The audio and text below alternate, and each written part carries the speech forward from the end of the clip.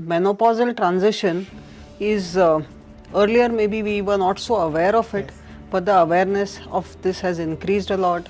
But it's not only the stoppage of period which is important, it's the perimenopausal transition. Signs and symptoms of menopause can be very variable.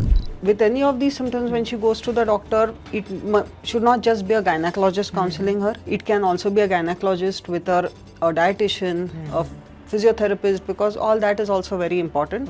Because weight gain can be significant in the perimenopausal age. So the right kind of food, if they eat, cut down on outside food, processed food, reduce the amount of alcohol they have, smoking needs to be reduced. So if that they can do, it will help them. Any exercise which is your hobby or anything that you like as a hobby will help you to go through this phase. This menopause is not a smooth transition for most women. You know, sometimes a lady comes, say, I'm feeling very tired today. Next day she's feeling okay. So these are very common symptoms. We have to be aware of these symptoms, that this might happen to us, and accept them, because many times you really don't know what to do.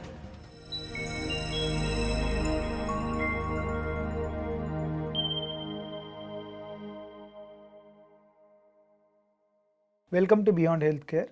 Today we are discussing about menopause. You know, the population in the world is increasing and the demography of the population is shifting towards more the elderly population because of longevity of life. And more than 50% of female are in the age of menopause now. So we are understanding how this woman has to face the issues happening in a menopause, the hormonal issues, the stress, anxiety and work pressure balancing, how they can manage during their menopausal period. So this is very important part for the women who are going through the menopause. Today we have expert Dr. Mugdha Parasnis. She is a reproductive medicine consultant and obstetrician working since 20 years. Welcome, doctor. Hello. Yes. So, you know, today we have to discuss about the menopause because it is the very most common problem nowadays, and the demography of the Indian population is over a period of time going to shift towards the elderly population more, and the females are one of the vast major chunk of the population, and we have to understand about their issue about the menopause, because menopause doesn't mean there is a stop for the life for a female. It is actually very important part of their reproductive journey or overall journey in their life, but we have to understand a point of view as a modern woman about their lifestyle, how can they do their work and family balances, and how they can go through this hormonal changes journey and they can achieve their good, healthy, happy life in the menopausal period. So welcome, doctor. So can you just tell us what is menopause and what are the signs, symptoms, and what age actually female go through that part? So it's a very good podcast, because menopausal transition is earlier maybe we were not so aware of it, but the awareness of this has increased a lot. A lot of people come out now with their problems to doctors, and we should be aware of, as a population, to know what the issues are and how to face them. So beginning with the definition of menopause, I would say that when a lady doesn't get period for more than 12 months, it is called menopause. But it's not only the stoppage of period which is important, it's the perimenopausal transition, which usually can begin maybe 5 to 10 years before menopause also. And it is this period which is very important, over which she undergoes a lot of changes, physical, emotional, mental, and those changes are important for her to understand. So signs and symptoms of menopause can be very variable, beginning as early as age of 35 or 40 also. And they can be symptoms like hot flashes, shivering, she can have body aches, she can feel depression, there might be weight gain, there might be some amount of bloating, heaviness, there can be mood swings, there can be depression, as like I said, and there are certain changes like the bones become more brittle, so there are more chances of osteoporosis, they have a higher risk of cardiovascular issues, they have a higher risk of developing diabetes, so metabolic problems that can happen in the later age group. There can be local symptoms, like a lady might have vaginal dryness. She's more prone to getting urinary tract infections, vaginal infections. So all these symptoms can vary. Okay. Now menopause, like we said, by definition is cessation of menses for more than 12 months. Yes. But it can start as early as the age of 40, and some people can get menopause up to the age of 58. Okay. So but the median age is considered to be around 50-51. Okay. So it is around 55 years the Yeah. female normally get a menopause. Okay. And as you suggested, there are early phase where the symptoms start around 40 years. Correct. Okay. As you mentioned, the hot flushes. What is hot flush actually? So she starts feeling suddenly in a environment, she suddenly starts sweating, start feeling very hot. Okay. She might suddenly start getting shivers. Okay. So when the temperature is actually not very hot, she suddenly starts sweating. Oh.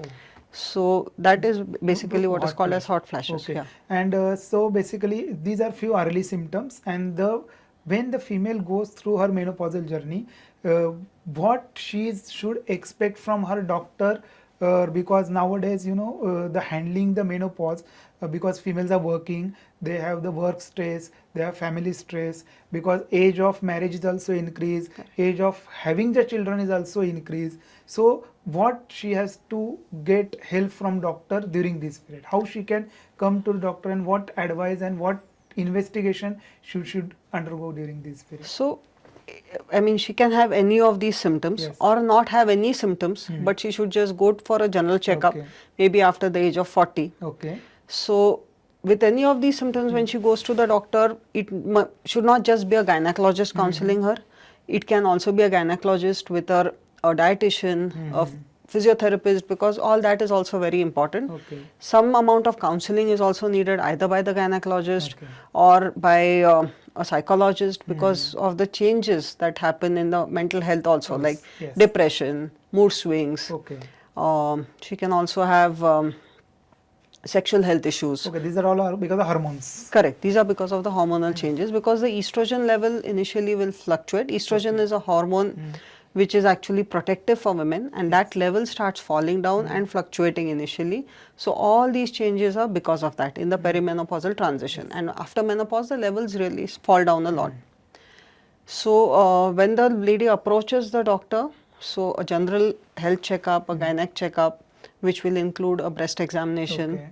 a gynec examination, ultrasound, and doctor will also suggest a mammography and certain blood tests, which will include a routine test, a lipid profile, which might include vitamin levels Okay. and FSH level. Now, FSH is a hormone which is increased when she becomes menopausal. So, we will have some idea whether she is approaching menopause when we check the FSH. Okay. Okay. So after investigation and all that, you suggest them for any medications, or if anything require, depend on their symptoms or severity to reduce, because this symptom, having this symptom and taking to the activities are sometimes very difficult for a female. So, I would suggest that, I mean, it depends on the severity of symptoms and what kind of symptoms she has. But the first thing is that if the lady has a very sedentary lifestyle, is a lifestyle change. Okay. So, she will have to have some amount of exercise, Yes. which will be cardio, plus I would also say some amount of weight training, because there's a lot of loss of muscle at this age. So, they have to have some amount of weight training, which will also help for the bone. Okay. Then along with that, there have to be dietary changes. Okay. So, it's not only about medication, it's about a lifestyle change. Yes. So, diet, so whenever I talk to a lady also, most of these women say that I have put on weight. I eat what I eat normally, but I have put on weight. So, it's because the metabolism goes down. So, even eating the same amount of food, you're going to put on weight. Okay. So, you have to counsel them about what kind of diet they need to follow, what kind of exercise they need to do. Yes. And then it comes to medication. If you have very severe symptoms, then only you will need some medications. Medications, there's a spectrum of medication. Mostly we usually initially just give some calcium supplementation, multivitamin supplementation. We can give isoflavones, to hormonal medication for patients who have very severe symptoms. Okay. Now, if a patient comes with urogenital symptoms like vaginal dryness, vaginal irritation, recurrent urinary infections, that happens mostly because the vaginal mucosa becomes very thin and prone to getting more infections. Then we can give some local estrogen creams for a shorter duration of time. So depending on the symptoms that the lady has, we can give medications, but usually medications are one end of the spectrum or part of the whole treatment. It will have to be her comprehensive treatment with diet, with exercise, with some amount of counseling and medication. So basically it is a diet, exercise, lifestyle modification as a crux of going through the menopause. But we heard about there is one called a HRT. Can you just put a light on that? What is HRT? So hormone replacement therapy is basically giving estrogen supplementation because these women have low estrogen levels. Now all women may not require HRT, but if they have bone issues, if they have severe menopausal symptoms, they can be put on a low dose estrogen followed by a progesterone, which can be given for a few years. Earlier HRT was used very commonly. Then there was some evidence which says that HRT is not very good. But HRT used in the right way is a good tool for patients who have severe symptoms of menopause. One more thing nowadays we see, though the female who are around menopause or going through the menopause are still working. They maintain a good lifestyle, they maintain themselves very well. Similarly, considering about their sexual life also, what precautions they have to take during their sexual activity, or is there anything they have to be cautious about their sexual activity, or there is a decrease in the sexual activity during menopause? Is it true? So yes, there can be less amount of the urge. Patients will have not feel, sometimes they may not feel like having sex, but that's just a part of it. They also might have a lot of vaginal dryness, so it can hurt. So they have to be aware that the vaginal mucosa becomes very thin.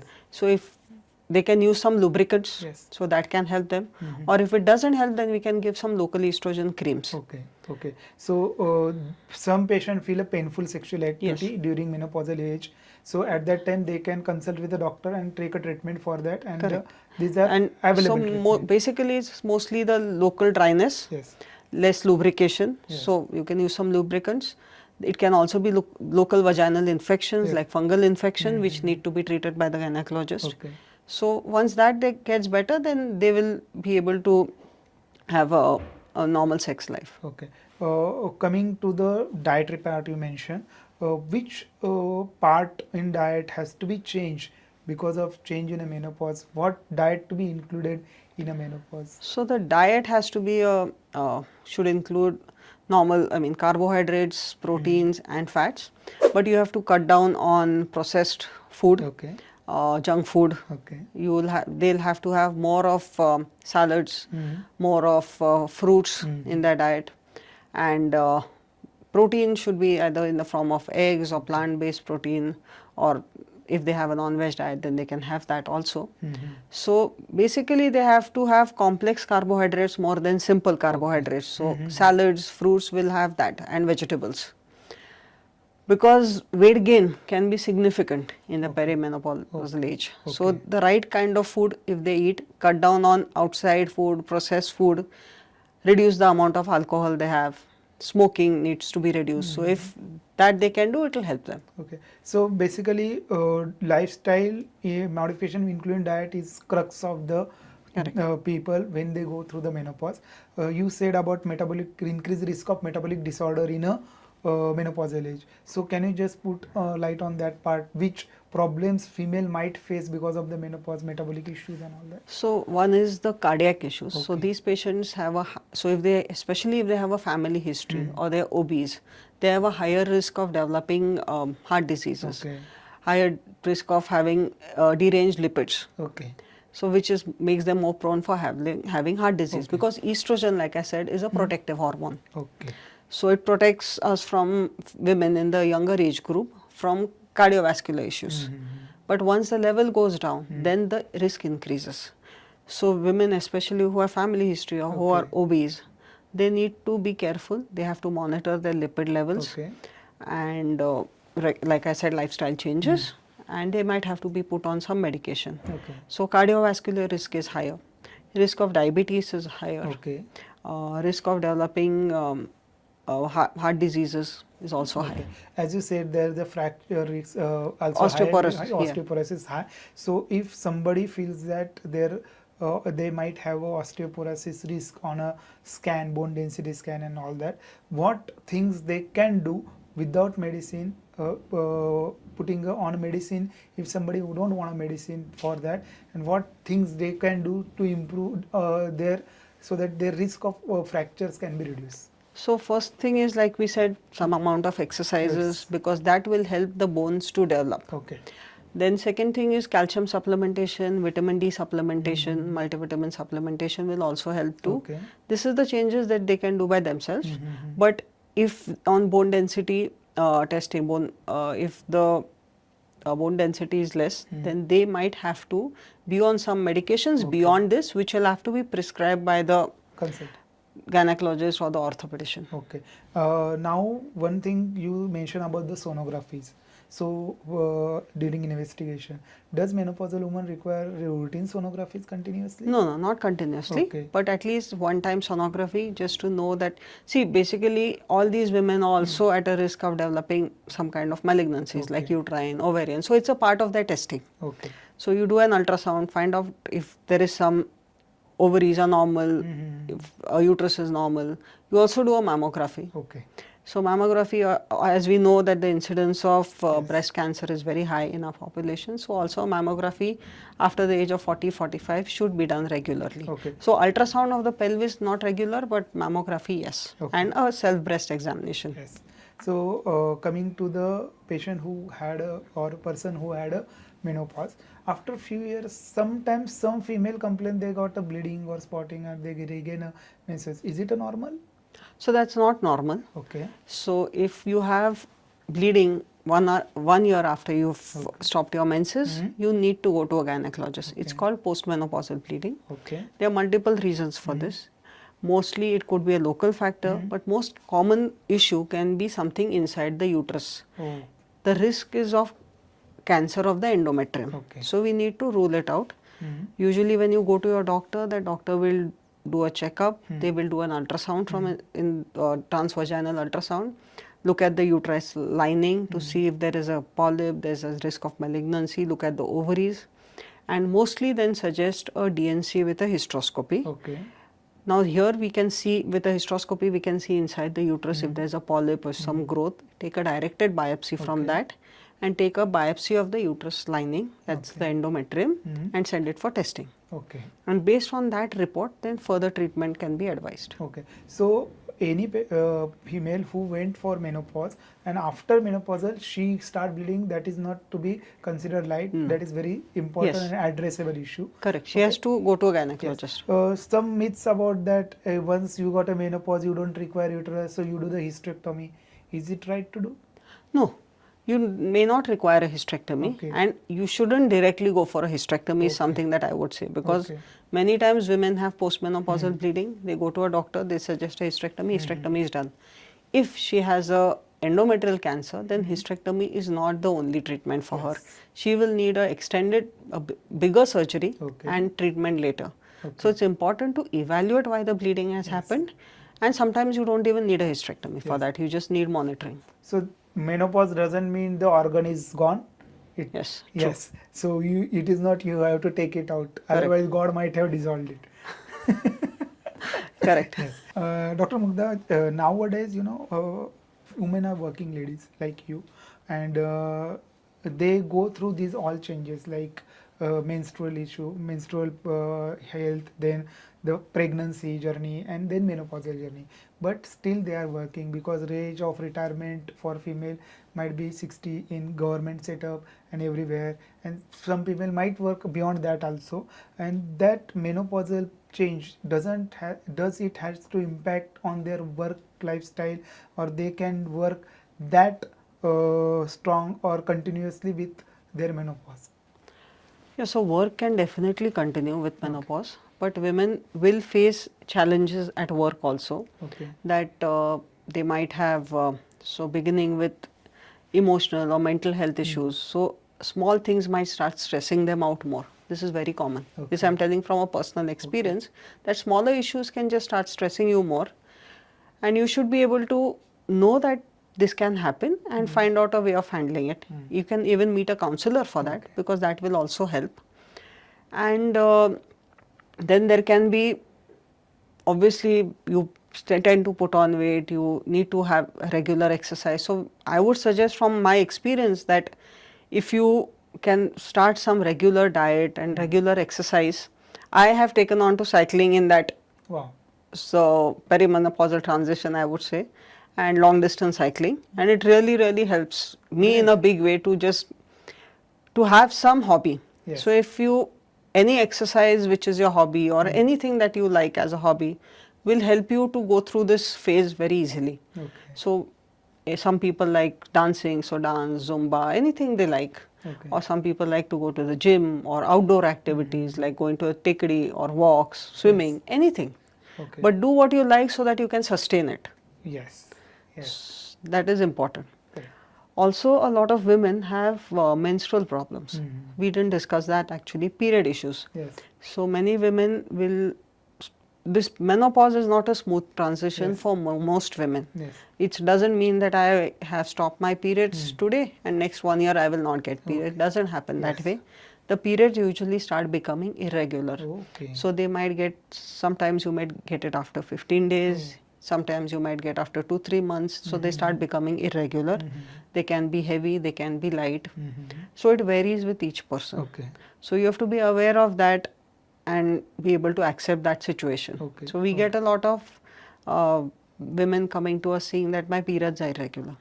So that's another symptom or sign of perimenopausal transition. So sometimes there might be heavy bleeding also occurring in Yes. the perimenopausal period. Yes. So how to address that issue? So if a lady comes with heavy bleeding or irregular periods, we Okay. usually do a gynec checkup and ask for an ultrasound of the pelvis Yes. to rule out if there are any other problems. Like there can be, like we earlier spoke of, something inside the uterus lining, like a thick lining Yes. or a polyp or some fibroids. Fibroids are also very common. Yes.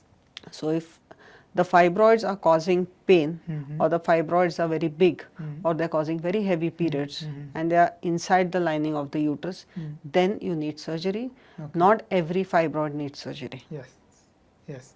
So after doing investigation, depend on the problem, treatment has to be planned. Correct. Okay. Many times there will not be any treatment. There might be some pills to reduce the bleeding, Okay. which will anyway take care of itself over a period of time. So every symptom or like menstrual symptoms may not need some kind of treatment. Okay. So one thing I just heard somewhere that some female take a calcium supplement over a year of time when they're menopause. Is it needed? No, it's not needed. So calcium supplementation continuously may not be good. Okay. You can take breaks in between. Okay. Maybe consult your doctor and then take supplementation. Yes. So thank you, Dr. Mugdha, for coming, putting on a light on menopause. Can you just conclude the complete menopause for our viewers? So about menopause, I would say the perimenopausal transition, which begins at the age of 40, 45, which can be with symptoms like vasomotor symptoms like hot flashes, or might just have body ache, or sometimes a lady comes say I'm feeling very tired today. Next day she's feeling okay. So these are very common symptoms. Yes. We have to be aware of these symptoms, that this might happen to us, and accept them, because many times you really don't know what to do. And women also come to us saying that I'm having these symptoms, what do I do? Okay. So these are menopausal changes that are happening in our body, and be aware of these changes. Go for a regular health checkup, get your routine tests, get your ultrasound, get your gynec checkup done, and just accept the situation, and it will reduce over the next few years. Okay. You may have to be on medication for some time, but usually most people will not require anything, but we have to be more aware that they will go through this change Yes. and accept the whole change of. Okay.